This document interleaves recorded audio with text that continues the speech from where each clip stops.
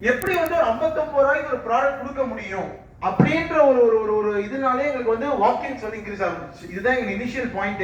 ஒரு கஸ்டமரை வந்து நாங்கள் உள்ள வைக்கிறது வந்து எங்களுக்கு என்ன ஒரு ஃபர்ஸ்ட் இனிஷியல் ஸ்டார்டிங் பாயிண்ட் இருந்துச்சுன்னா, ஒரு 59 ருபீஸ் வந்து நான் ஒரு ப்ராடக்ட் வந்து ஒரு மென்னுக்கு ஒரு லேடிஸுக்கு ஒரு கிட்ஸுக்கு வந்து தரோம் அப்படின்ற ஒரு டேக்லைன் ஹூக்லைன் வச்சு தான் எம்டீன்ஸ்ன்ற வந்து ஒரு பிராண்ட் ஸ்டார்ட் பண்ணோம். இதுதான் ரைட் ஃப்ரம் அந்த நேம்ல இருந்து ஸ்டார்ட் பண்ணோம். அதே மாதிரி தான் இது இந்தியாவிலே வந்து ஃபர்ஸ்ட் ஃபேமிலி பட்ஜெட் ஸ்டோர்னு ஆல்மோஸ்ட் வந்து மென்ஸுக்கு மட்டுமே பட்ஜெட் ஸ்டோர் நிறைய வச்சிருப்பாங்க. அப்படி இருக்கும்போது வந்து ஒரு டோட்டல் ஃபேமிலிக்கு ஒரு மென் உமன் பிளஸ் கிட் எல்லாத்துக்குமே வந்து ஒரு 59 ருபீஸ் வந்து ஒரு ப்ராடக்ட் கொடுக்கணும்ன்ற இதுல ஸ்டார்ட் பண்ணது தான்.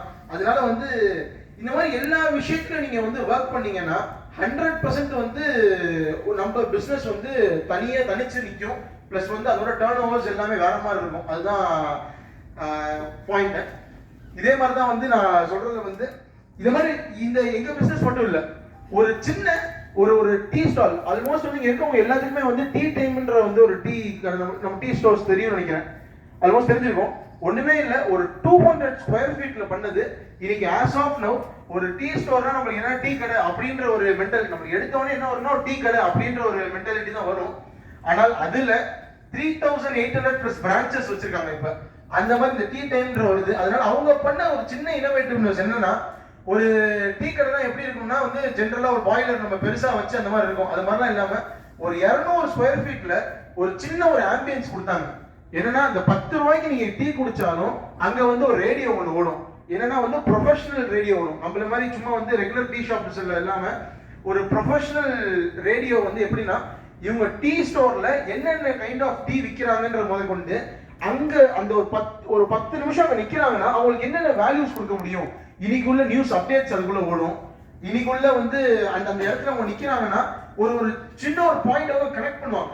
அப்படி இருக்கும்போது இதே 10 ரூபாய்க்கு ஒரு சின்ன டீ கடையில விற்கிறாங்க, இதே மாதிரி ஒரு டீ டைம்ல 10 ரூபாய்க்கு விற்கிறாங்கன்னா எந்த கடைக்கு நீங்க ப்ரிஃபர் பண்ணுவீங்க? இதுதான் இனோவேஷன். இதுதான் வந்து உங்க பிசினஸுக்கு வந்து போய் வந்து அந்த உங்க கஸ்டமர் பேஸை வந்து அட்டாக் பண்ணும். இது நம்மளுக்கு வந்து உள்ள கொண்டு வர வைக்கிறது இந்த பாயிண்ட் தான்.